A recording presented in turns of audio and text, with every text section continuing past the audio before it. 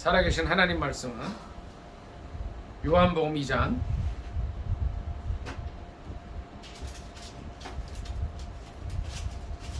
1절부터 몇 절 읽도록 하겠습니다. 요한복음 2장 1절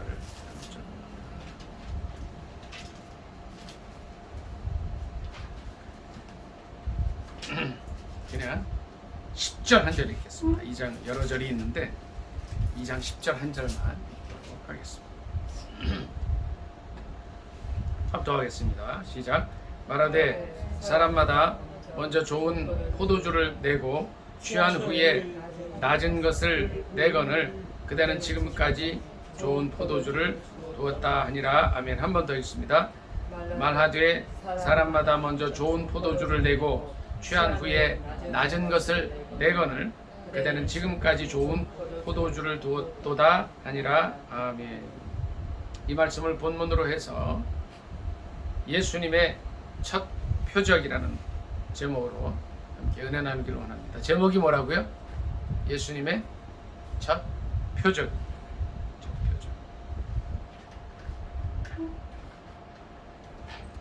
예수님께서 우리의 삶에도 놀라운 표적, 즉 이적을 행해 주실 줄 믿습니다. 1절부터 몇 절 같이 읽습니다. 1절부터 시작.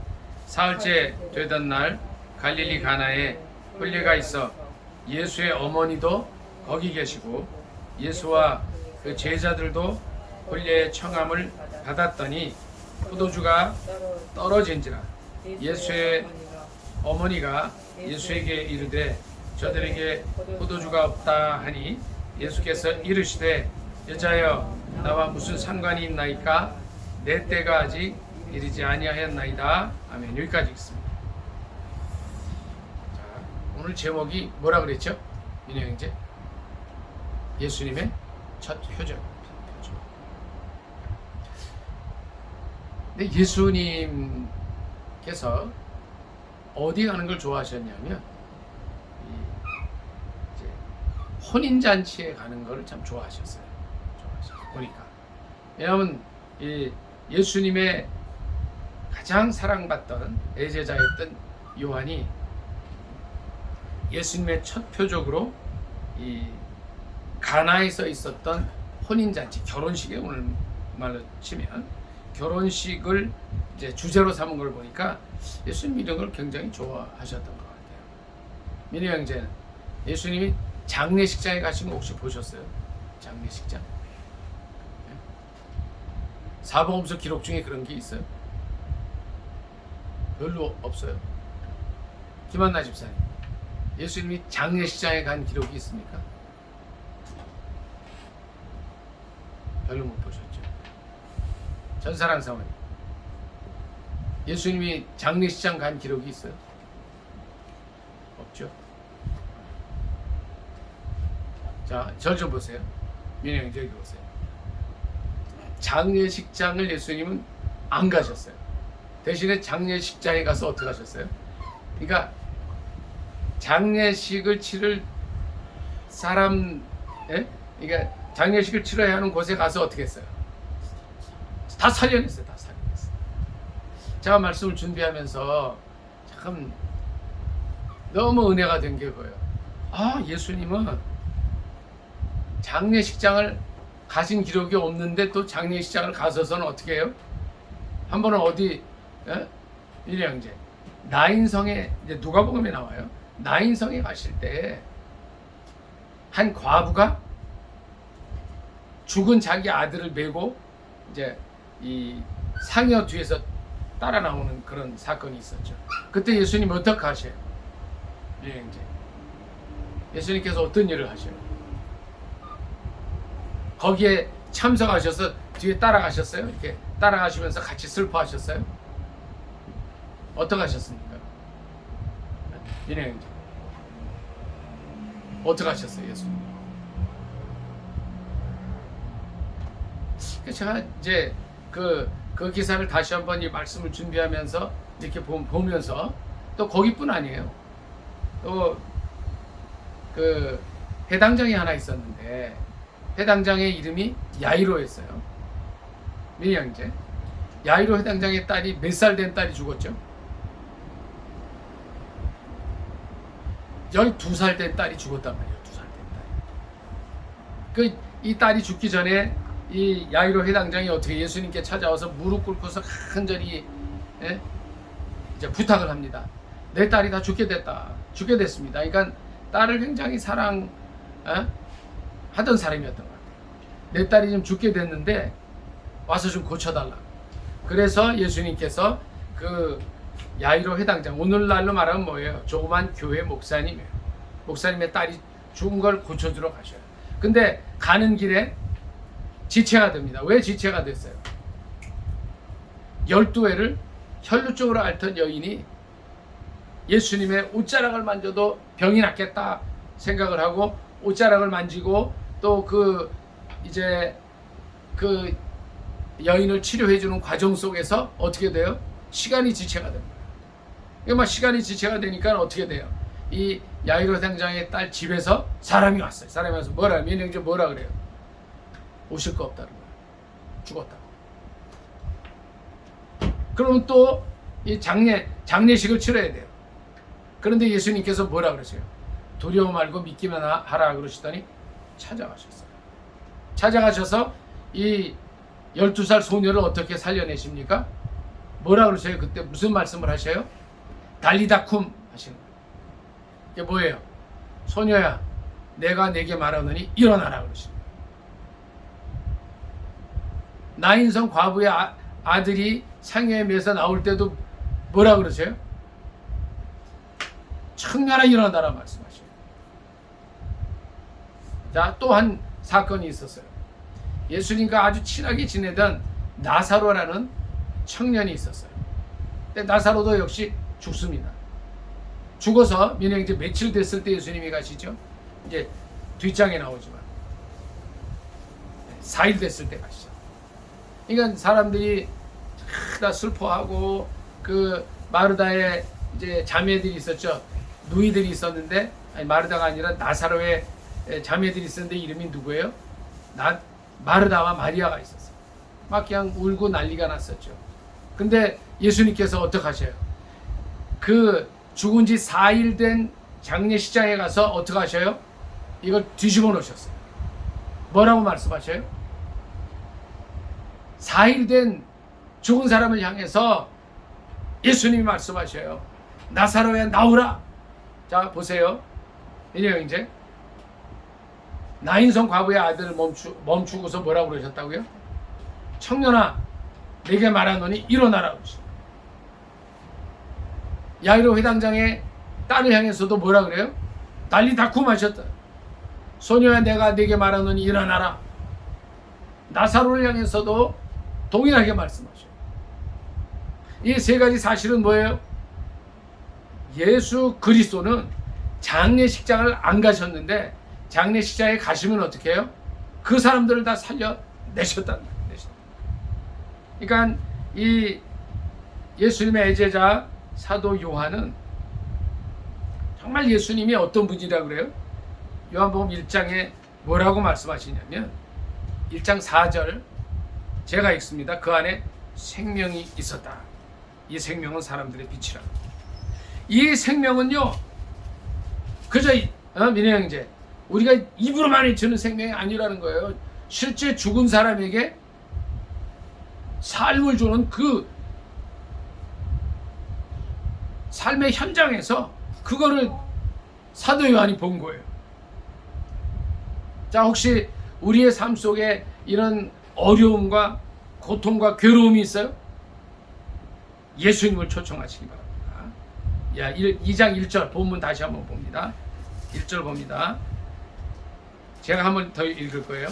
사흘째 되던 날 갈릴리 가나에 혼례가 있어 예수의 어머니도 거기 계시고. 민혜 형제, 예수님의 어머님이 어디 계셨어요?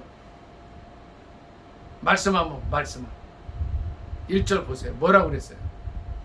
예수님의 어머니가 어디 계세요? 거기 계셨다는 거예요. 거기. 자, 민혜 형제 여기 보세요. 우리가 민혜 형제 여기도 보세요. 그 사건이 일어나는 거기에 있느냐는 거예요. 이제 사건이 생겨요. 가나의 혼례 잔치라는 그런 이 사건의 장소가 있는데 거기에 우리가 가 있느냐는 거예요. 자, 저 좀 보세요. 우리가 거기 있어야 되는 거예요.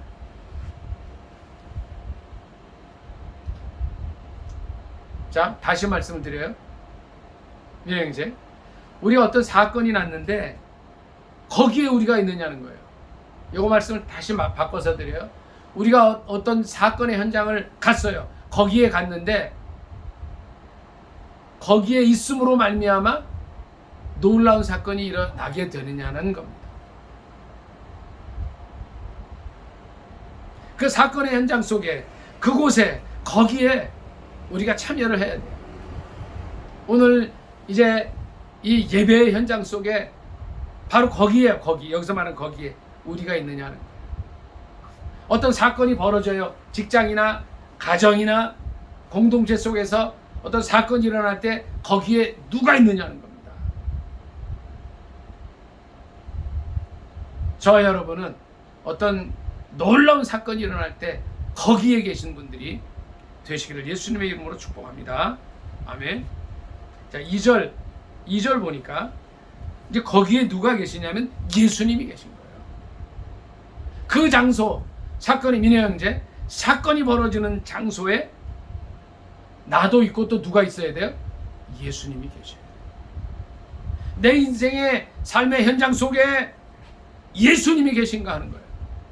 민혜 형제, 삶의 현장 속에서 사건이 벌어질 때 예수님과 함께 하십니까? 아, 예수님 절로 가세요. 이거는 저 혼자 할게요. 그래요? 우리 한나 집사님은 이제 사건의 현장 속에 또 직장에서 어느 곳에서든 예수님과 함께 하십니까?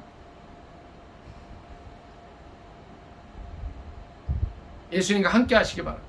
우리 전사랑 사모님, 가정이든 어느 공동체 속에서 또 이 직장이든 어느 곳에서든지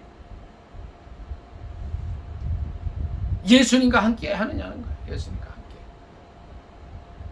만약 이 예수님이 안 계시다면, 예수님은 어떤 분이에요?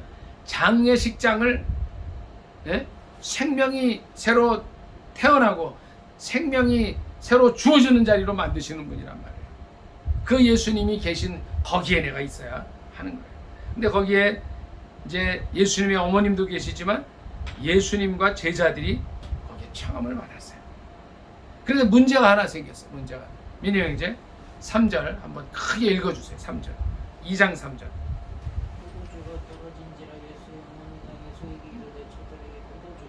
네, 됐습니다. 여기까지 있습니다. 감사합니다. 포도주가 떨어졌다는 거예요. 포도주가. 근데 포도주가 떨어진 게 왜 문제가 될까요? 이 당시에는 이 포도주는 그냥 보통 음료가 아니에요. 이 잔치 전체의 흥을 살려주고 또 이제 다른 것도 있겠지만 포도주가 있어서 이제 포도주를 나누면서 이제 서로 대화도 하고 또 흥을 돋궈주고 또 이 당시에는 이 혼례식이 보통 일주일씩을 이어져요. 그러니까 일주일이 이어질 때 포도주가 떨어진다는 것은 뭐냐면 이 혼례식이, 이 결혼식이 전부 망할 수 있다는 거예요. 그러니까 결혼식 자체가 아주 흥도 없어지고 이상해지는 거예요. 그래서 이때에 보통 보면 포도주를 넉넉히 준비하는데 포도주가 떨어진 이유는 기록되어 있지 않습니다. 뭐 기록되어 있지 않은 거는 그냥 넘어가면 돼요. 사람이 많이 왔을 수도 있고 포도주가 좀 덜 준비됐을 수도 있습니다. 포도주가 떨어졌다는 것은 굉장히 큰 문제예요. 그러니까 거기 계셨던 예수님의 어머니가 뭐라 그래요? 예수님께 포도주가 없다고 얘기를 합니다. 자, 민혜 형제 보세요. 내게 어떤 문제가 있어요. 그럴 때 그 문제를 누구에게 가져가느냐.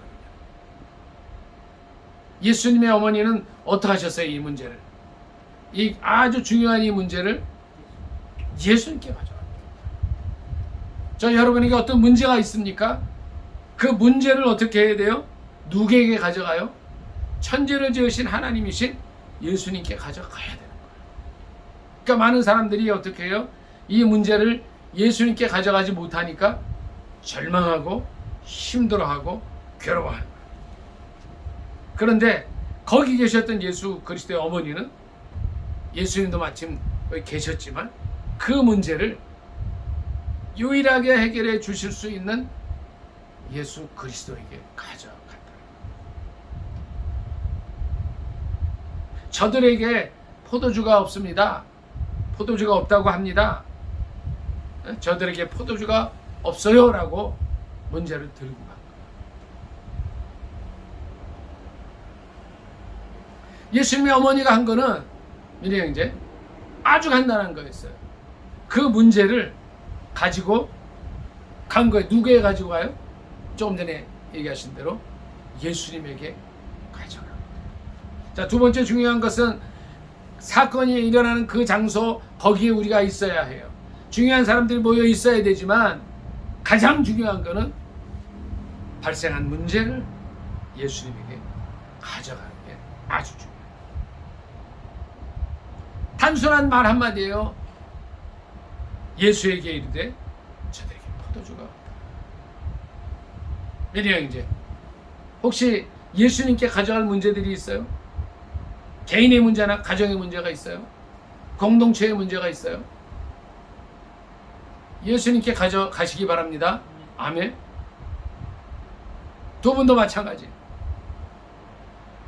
어떠한 문제건 간에 그것이 개인 건강의 문제든 직장의 문제든 가정의 문제든 어떤 공동체의 문제든 간에 그 문제를 어떻게 해야 돼요?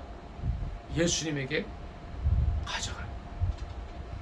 이 예수님은 가나의 혼인잔치에서 첫 표적을 행하시고 또 많은 이적을 행하셔요.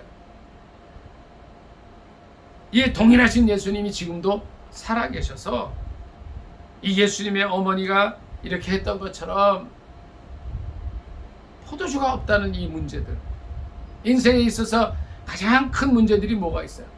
민혜 형제, 무슨 문제가 있어요? 가정의 문제 중에 뭐가 문제가 있어요? 예? 아직 구원받지 못한 식구들의 문제가 있어요. 그렇죠? 이게 실은 제일 큰 거예요. 또 어떤 문제가 있어요? 건강의 문제가 있을 수도 있어요. 건강의 문제도 너무 중요한 거예요. 또 뭐 경제의 문제도 있을 수 있어요. 자녀들의 문제가 있을 수도 있어요. 어떠한 문제건 문제가 있을 수 있는데 이 문제들을 어떻게 해야 돼요? 가져가야 돼요. 4절 다 같이 읽습니다. 4절 시작. 예수께서 이르시되 여자여 나와 무슨 상관이 있나이까? 내 때가 아직 이르지 아니하였나이다. 예수님의 대답은 이제 다소 좀 차가운 것 같지만 이 여자여라는 말은 어머님을 존칭해서 부르는 거예요. 그리고 내 때가 아직 이르지 아니하였나이다. 이렇게 말씀을 하셔요. 그러면서도 이제 한편으로는 이 문제를 해결하고자 하시는 마음이 있었다는 거예요. 5절을 보면 알게 되죠. 5절부터 같이 읽습니다. 몇 절 시작. 그의 어머니가 하인들에게 이르되 너에게 무슨 말씀을 하시든지 그대로 하라 하니라. 거기에 유대인의 정결 예식을 따라 두세 통 뜨는 돌 항아리 6이 놓였는지라. 예수께서 그들에게 이르시되 항아리에 물을 채우라 하신즉 아귀까지 채우니 이제는 떠서 연회장에게 갖다 주라 하심에 갖다 주었더니 아멘. 여기까지 있습니다. 예수님께서 이 부탁, 이 포도주가 떨어진 문제를 해결해 주시고자 하는 마음이 있으셨다는 게 5절부터 나타나는데 5절에 예수님 뭐라 그러십니까? 예수님의 어머니가 뭐라 그러시냐면 뭐라 그래요? 예, 이제 하인들에게 뭐라고 얘기해요? 5절에 뭐라 그래요? 너희에게 무슨 말씀을 하시든지 그대로 하라. 자, 예수 그리스도는 천지를 지으신 하나님이시기 때문에 능력을 갖고 계신 분이시기 때문에 예수님의 어머니가 하인들에게 그대로 얘기를 해요. 무슨 말씀을 하시든지 그대로 하라. 자, 여기서 중요한 것은 순종입니다. 순종. 사건이 벌어지는 거기에 우리가 참여하는 것도 중요해요. 또 예수님의 어머니처럼 그 문제를 정말 이 혼례식에 있어서 포도주가 떨어진 이 중요한 문제를 예수님께 가져가는 것도 중요해요. 우리는 여기까지는 많은 사람들이 합니다. 문제가 생기면 또 자기 개인의 문제, 공동체의 문제, 어떤 뭐 직장이나 어디에서의 문제도 다 있죠. 그래서 문제를 가지고 가요. 예수님이 어떻게 하면 좋겠습니까? 근데 대부분의 사람들이, 많은 사람들이 여기까지만 가는 거예요. 여기까지만. 그런데 예수님의 어머니를 통해서 우리가 하인의 입장이 딱 되면 우리가 해야 할 일들을 알게 되는 거예요. 5절에 뭐라 그래요? 무슨 말씀을 하시든지 그대로 하라는 거예요. 예수님의 말씀에 순종하는 일들이 필요하다는 거죠. 많은 사람들이 기도까지는 가지만 절대적인 순종을 하지 못하는 이유가 뭐예요? 왜 순종을 못해요? 민혜 형제, 왜 순종을 못해요? 네? 자기 생각에 딱 막혀있어. 순종하라 그랬는데 이렇게 하면 이게 될까 하는 마음. 그러니까 순종은 어디서 나와요? 믿음에서 나옵니다. 예수님이 이 시간 우리의 문제들 주님 앞에 다 내놓았을 때 순종하라고 말씀하시면 과연 순종할 수 있느냐는 거예요. 거기에 뭐가 있었냐면 유대인의 정결 예식을 따라 두세 통 드는 돌 항아리 6. 그러니까 돌 항아리가 6개가 있었다는 거예요. 예수님께서 말씀을 하셔요. 7절에 보니까 항아리에 물을 채워라. 그러니까 이 하인들이, 예수님의 어머니의 말을 들었던 하인들이 열심히 물을 갖다 붓습니다. 항아리에 6개에 두세 통 드는 돌 항아리 6에 물을 아기까지 끝까지 다 채워요. 그러니까 이 7절에 아기까지 채웠다는 것은 뭐냐면, 민혜 이제 뭐예요? 아기는 여기까지 좀 통이 있다면 100% 순종했다. 우리가 예수 그리스도에게 하나님께 기도 응답을 받기 위한 가장 큰 조건이 뭐예요? 100% 순종. 어떤 사람들은요 10% 정도 순종을 하는 척 하는 사람이 있어요. 어떤 사람들은 반쯤 하는 사람이 있어요. 어떤 사람들은 98%까지 하는 사람들이 있어요. 근데 여기서 이 종들은 어떻게 했어요? 거의 100% 순종을 한 거예요. 100%. 민영이 이제 예수님께서 말씀하실 때 민영이 선교사 훈련 받고 선교사로 나가. 100% 순종할 수 있습니까? 아멘. 100% 순종할 수 있어야 돼요. 내 생각이 가득 차버리면 저는 또 이러이러한 문제도 있고요. 제가 이렇게 할 일도 많고요. 제가 언어도 좀 문제가 있어요. 이런 걸 원치 않으신다는 거예요. 이 100% 순종한 하인들처럼 어떻게 해요? 아구까지, 그러니까 물통을 6개다 채우라 그러면 아구까지 채우는 거예요. 이게 아구까지라는 거는 100% 했다는 거예요. 100%. 많은 사람들이 이 100% 순종을 못하기 때문에 기도의 응답을 받는 것처럼 보이다가 떨어져라. 안 되는 거예요. 7절에서 우리에게 주시는 말씀이 너무 큰 거예요. 항아리에 물을 채워라. 끝까지 채워. 끝까지. 자, 8절 다 같이 읽습니다. 시작. 이제는 떠서 연회장에게 갖다 주라 하심에 갖다 주었더니. 자, 보세요. 8절에 보니까 이제는 떠서 갖다 줘라. 민영 형제, 떠서 갖다 줘라. 갖다 줄 수 있어요? 예? 예? 아멘이에요? 한나 집사님, 전사랑 사모님 갖다 줄 수 있어요?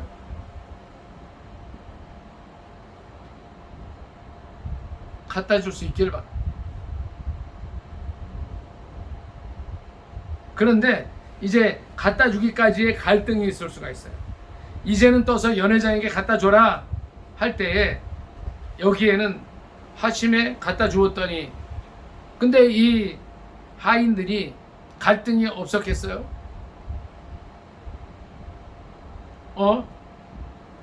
연회장은 이 결혼식을 전체를 다 주관하는 이제 사람이에요.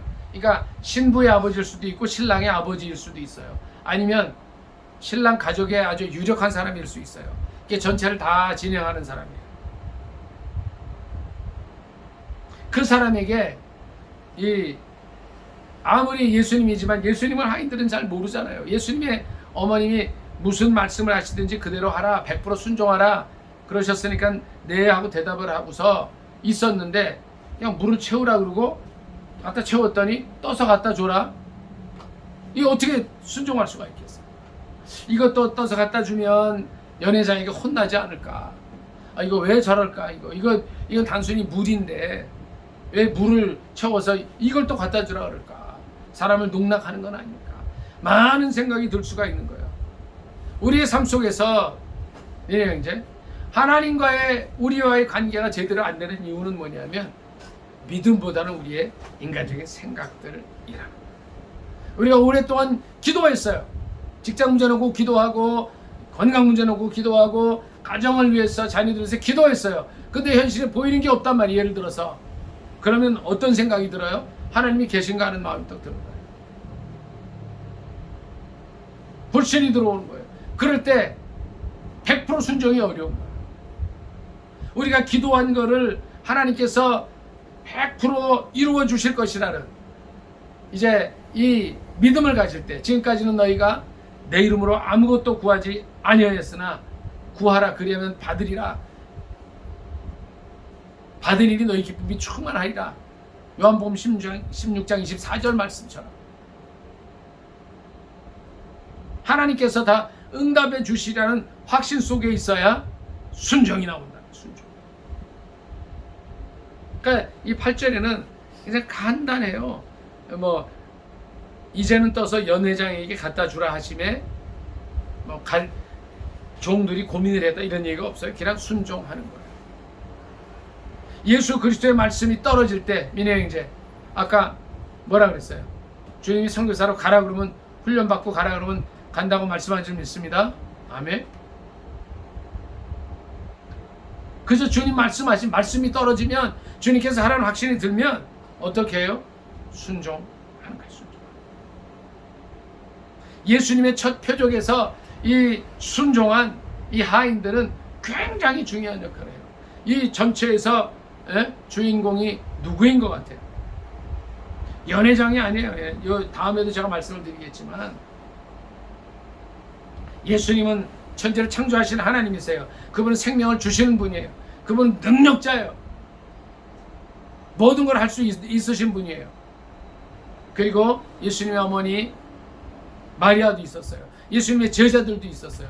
근데 여기서 제일 중요한 주인공은 누구냐면 제가 보기에는 하인들이에요. 8절에 이제는 떠서 연회장에게 갖다 주라 할 때에 0.001%도 의심하거나 고민하지 않고 떠서 연회장에 갖다 준 거예요. 어떤 일이 일어납니까? 9절부터 몇 절 같이 읽습니다. 시작.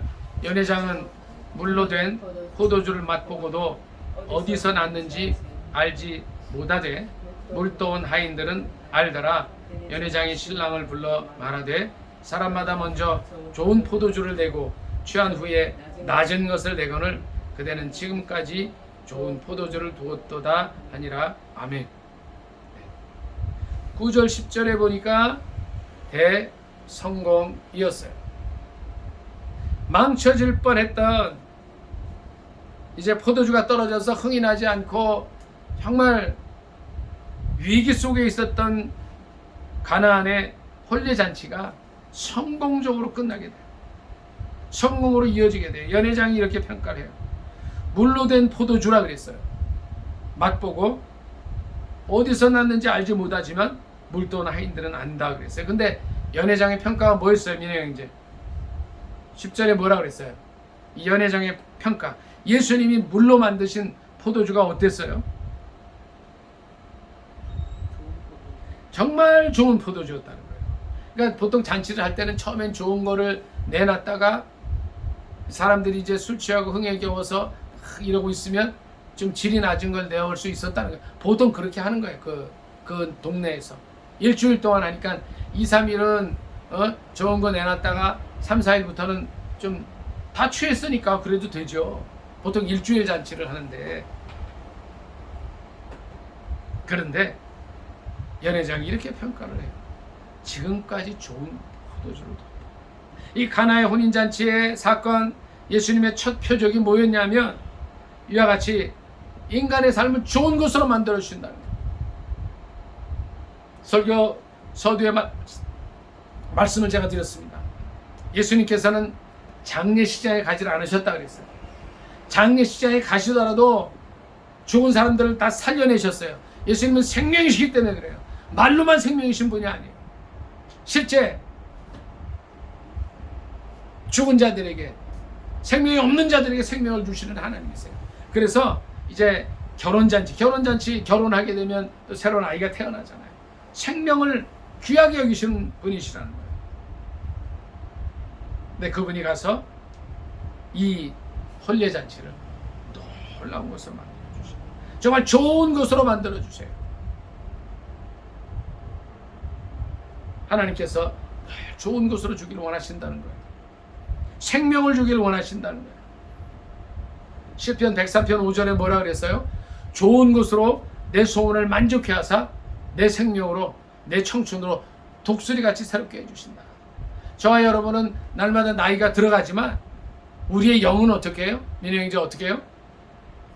어떻게 만들어주세요? 독수리처럼 날아가게 만들어주시는 거예요. 어떻게? 좋은 것을 주시는 거예요. 자, 근데 우리가 이제 여기서 10절에서 찾아볼 수 있는 건 그거예요.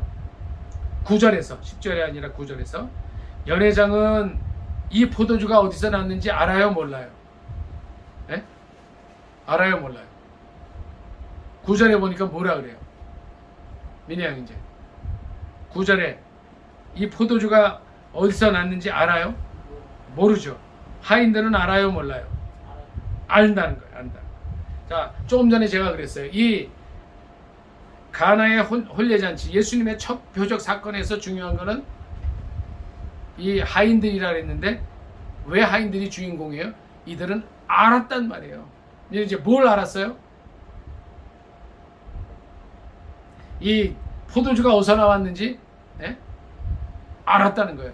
민영이죠. 누가 만든 거예요, 이 포도주는? 그러니까 누가 만든 거예요? 누가? 예수님. 자, 이 세상은 둘로 나뉘어져요. 첫째는 예수님을 아는 사람과 예수님을 알지 못하는 사람. 예수님을 아는 사람은 누구예요? 비록 신분이 낮지만 예수님을 만나고 경험한 하인들이에요. 예수님을 모르는 사람은 누구예요? 연회장이에요. 그는 신분이 높아요. 많은 것을 소유했을 수 있어요. 지식도 많을 수 있어요. 민혜형제. 그런데 누가 더 중요해요? 아무리 이 세상에 많은 것을 소유하고 회장이고 1000억 이상을 가지고 있는 사람이라 해도 예수님을 모르는 사람이 있어요. 근데 학식도 좀 부족하고 연약하고 잘 몰라요. 집도 별로 안 좋은 데서 살아요. 그러나 이 하인들처럼 예수님을 아는 사람이 있어요. 오늘날 하나님께서 이 세상을 내려보셔요. 민혜형제. 어떤 사람을 찾으시겠어요? 예수님을 아는 사람을 찾으시는 줄 믿어요. 아무리 많은 것을 갖추고 있어도 예수님을 알지 못하는 사람을 하나님이 찾지 않으셔요. 우리는 어떤 사람이에요? 이 연회장처럼 다른 데 관심이 많아서 예수님을 만나지 못하고 예수님의 기적도 알지 못하는 사람이에요? 예수님을 인격적으로 만나지 못한 예수님을 모르는 사람입니까? 아니면 좀 부족하고 다른 사람의 지시대로 사는 사람이라 할지라도 예수님을 체험하고 예수님을 아는 사람. 우리는 오늘 이 말씀을 통해서 많은 것을 가지고 있진 못하다 할지라도 또 문제 가운데 있다 할지라도 이 하인들처럼 예수님을 아는 사람이 되시기를 예수님의 이름으로 축복합니다. 아멘. 예수님을 아는 사람이 돼야 돼요. 11절 다 같이 읽고 말씀 마치겠습니다. 시작. 예수께서 이 첫 표적을 갈릴리 가나에서 행하여 그의 영광을 나타내심에 제자들이 그를 믿으니라. 아멘. 자, 말씀을 정리하기를 원합니다. 거기에 예수의 어머니가 있었어요. 우리도 그 사건이 일어나는 거기에 있어야 돼요. 의미가 있는 장소에 있어야 돼요.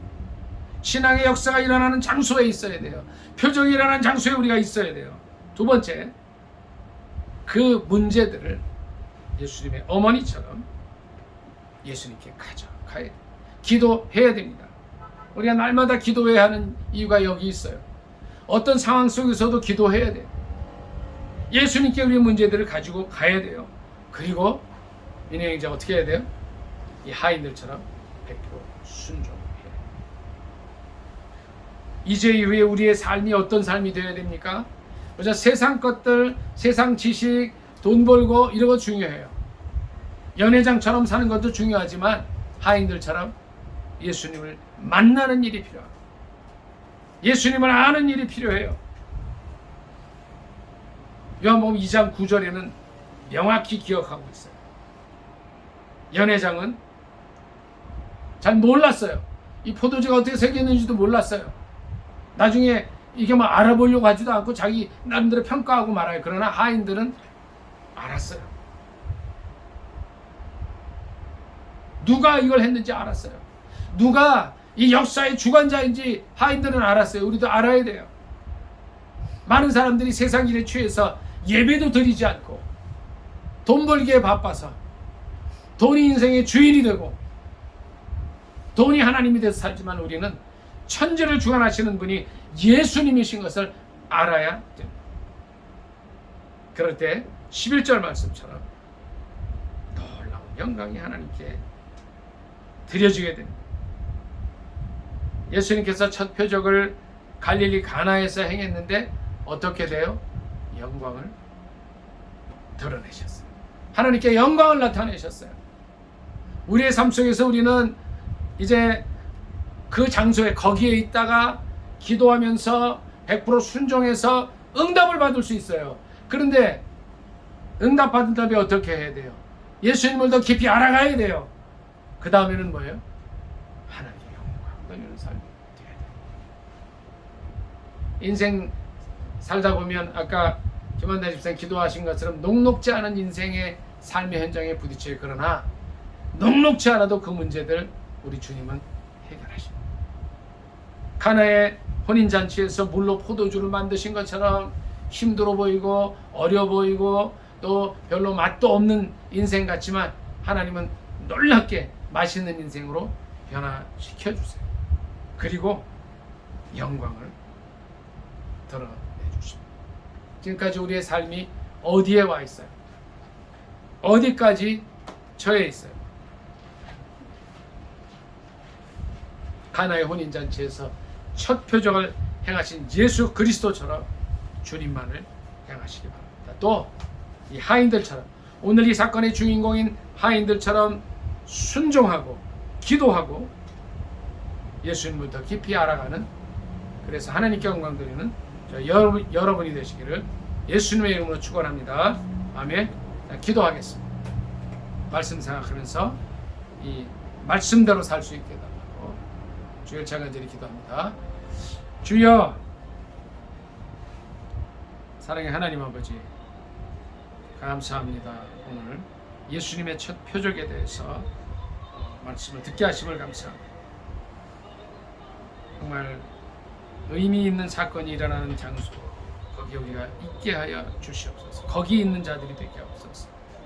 또 문제가 생길 때에 힘들어하지 않고 그 문제를 주님 앞으로 가져가는 저희가 되게 하옵소서. 포도주가 떨어져서 위기에 처한 결혼식을 위해서 그 문제를 주저앉고 예수님께 가져온 기도한 그 예수님의 어머니처럼 되게 하옵소서. 100% 순종하게 하시고 우리의 삶 속에서 세상의 많은 다른 것을 알기보다 주님을 더 깊이 알아가는 저희가 되게 하시고 이 주님을 땅끝까지 전해서 주님 영광 드러내게 하옵소서. 예수님의 이름으로 감사기도 드리옵나이다. 아멘.